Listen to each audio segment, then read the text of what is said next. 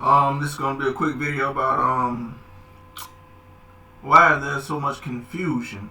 Where does the confusion comes when you deal with religion?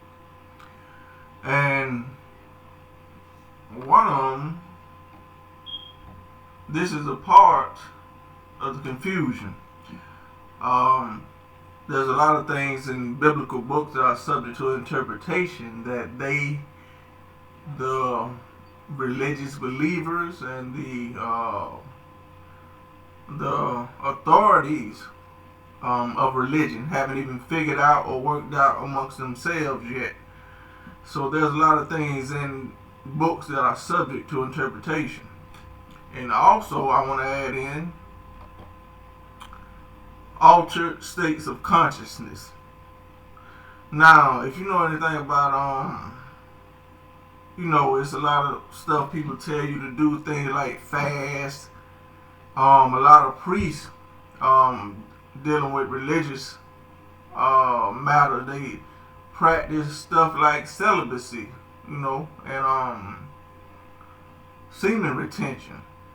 And then you got to add in stuff like let's see,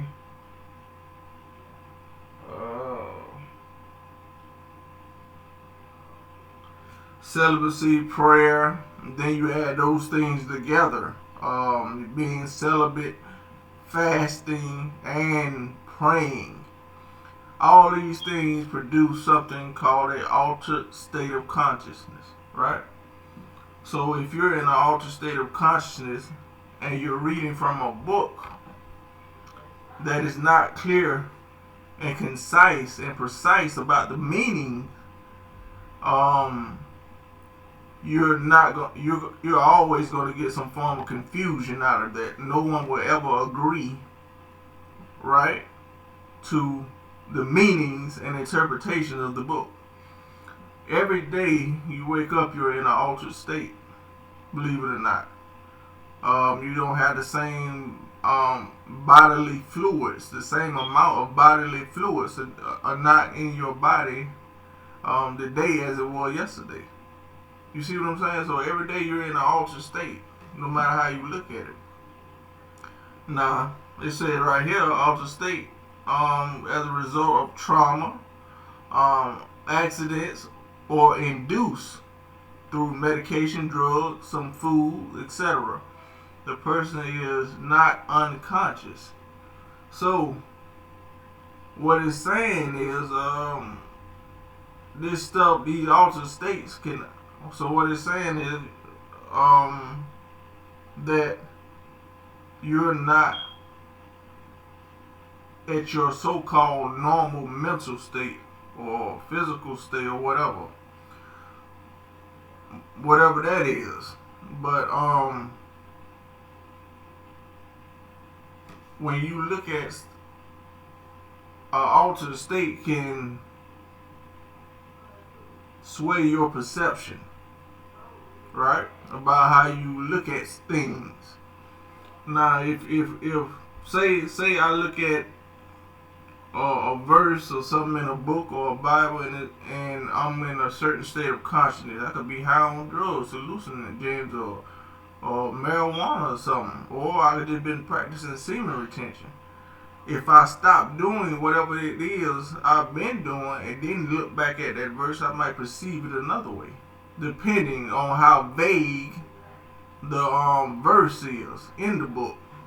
You see what I'm saying? So the verse itself might be very vague in its writing. So you're automatically gonna perceive it in a certain way. Now let's look at the word allegory. A story, poem, or picture that can be interpreted. Listen to what it says now. It says that can be interpreted to reveal a hidden meaning, right? Typically a moral, political one. A hidden meaning. So that means that the person that, from my perception, the person that wrote it would have to have written it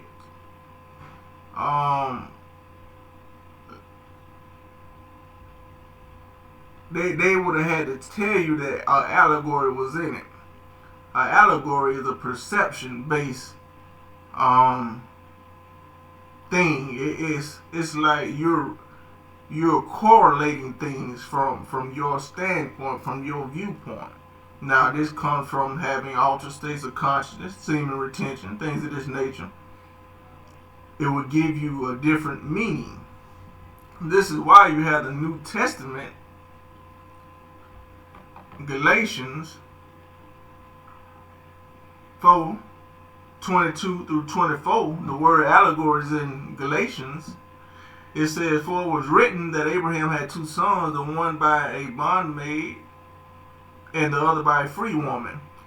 But he who was of the bondwoman was born after the flesh, but he of the free woman was born. Free woman was by promise.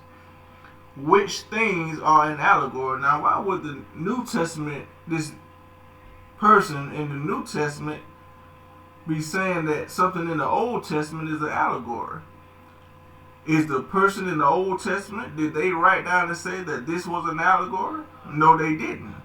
So this is someone's perception. They are perceiving it to be an allegory, right? And so this is proof right here that the people of the New Testament was reinterpreting the narratives of the Old Testament. There are things in the Old Testament that are literal that people might say they are an allegory. So this is perception, right? And these things come from an altered state of consciousness. All this stuff comes from altered states of consciousness. And it comes from the text itself being vague in its meaning.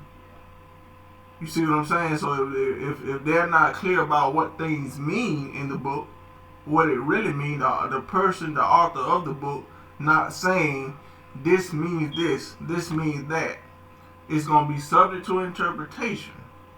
And then us being natural humans, our biology, we can interpret things in different ways based on our consciousness, right? So that means that you would never ever get a clear and concise meaning from these books. Now, this is why you have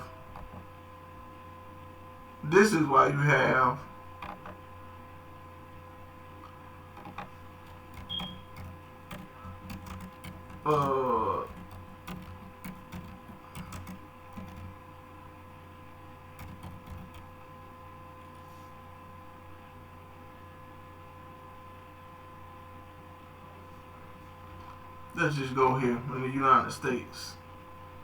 There's over 200 U.S. Christian denominations. Meanings. All because they interpret things differently. So the reason for the confusion is altered states of consciousness, right? And subjective, and things being subject to interpretation. The vagueness of the meanings of biblical scriptures or whatever it may be. If they're not clear and concise about the meaning, it's just going to be it's up for anyone's interpretation. So that's all I have to say.